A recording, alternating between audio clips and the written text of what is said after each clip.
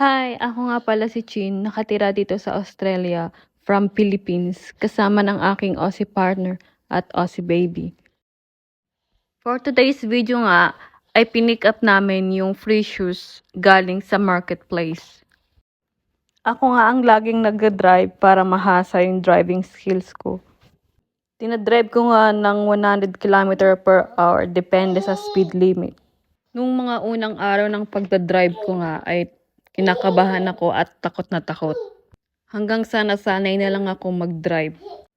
Maganda nga ang road nila dito dahil malinis, malawak at gumagana lahat ng traffic lights. Dumating na nga kami sa bahay kung saan ipipick up yung free shoes na galing sa marketplace. Dito nga sa Australia, ang mga tao, minsan yung mga gamit nila na napaglumaan ay binibigay na lang nila ng libre.